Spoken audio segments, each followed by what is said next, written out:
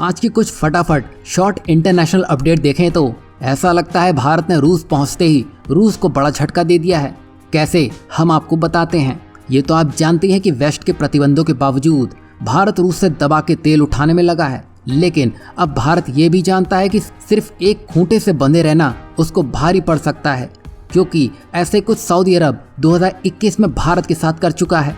जब भारत ने सऊदी को तेल के दाम घटाने को कहा, सऊदी ने साफ कह दिया कि आप अपने स्ट्रेटेजिक रिजर्व का इस्तेमाल कर लो। मतलब भारत को जरूरत है तो भारत का ये देश फायदा उठाने में लगे हैं, जबकि सऊदी भारत का अच्छा दोस्त माना जाता है। यही वजह है कि भारत मिडिल ईस्ट ही नहीं बल्कि रूस से हटकर नए रास्तों की खोज में है।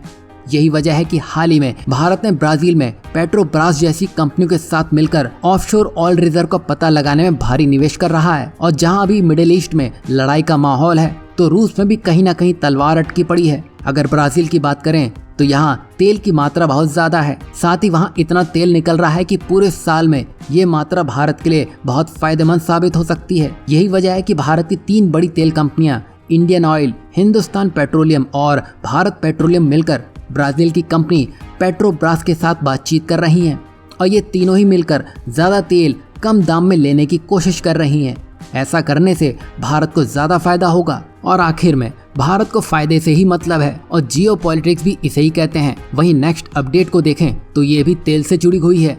ऐसा लगता है भारत जो सबसे ज्यादा जरूरी काम है उसे ही पहले करने में लगा है। दरअसल अब भारत अपने तेल के स्ट्रेटेजिक रिजर्व को देश से बाहर ले जाने के बारे में सोच रहा है। अब इसकी कल्पना ना ही वेस्ट और ना ही रूस ने की होगी, क्योंकि भारत अब अपनी एनर्जी सिक्योरिटीज को लेकर एक क्रांतिकारी कदम उठाने जा रहा है, जिसमें सरकारी company Indian strategic petroleum reserve limited यानी कि ISPRL अब साउथ ईस्ट एशिया में कच्चे तेल की भंडार की फैसिलिटी लीज पर लेने की संभावना तलाश रही है, जिसमें सिंगापुर, जापान और दक्षिण कोरिया दौड़ में सबसे आगे दिख रहे हैं, क्योंकि ये देश रणनीतिक रूप से सही लोकेशन पर है। साथ ही इनकी लॉजिस्टिक व्यवस्था काफी मजबूत है और सबसे महत्वपूर्ण ये आर्थिक रूप से काफी किफायती हैं। मतलब ये मजबूत देश हैं। वहीं अभी तक भारत अपने कच्चे तेल का भंडार विशाखापट्टनम, मंगलुरु और पुंडुर में स्थित अंडरग्राउंड बेस में ही रखता था। बता दें कि इसकी मदद से भारत इमरजेंसी की सिचुएशन में इसका इस्तेमाल कर सकेगा।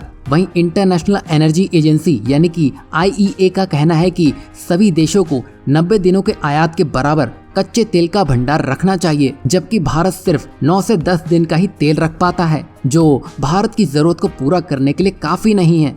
लेकिन वहीं अगर सरकारी कंपनियों के भंडार को भी शामिल कर लिया जाए तो ये मात्रा 70 से 74 दिनों के आसपास पहुंच जाती है। और अपने टारगेट को पूरा करने के लिए भारत ये रणनीति अपना रहा है। तो अब कहीं युद्ध हो रहा हो या किसी कारणवश सप्लाई रुक गई हो तो ये फॉरेन रिजर्व काम आता है। और जैसा अभी भारत करने जा रहा है वैसा ही जापान, अमेरिका, चीन पहले कर चुके हैं।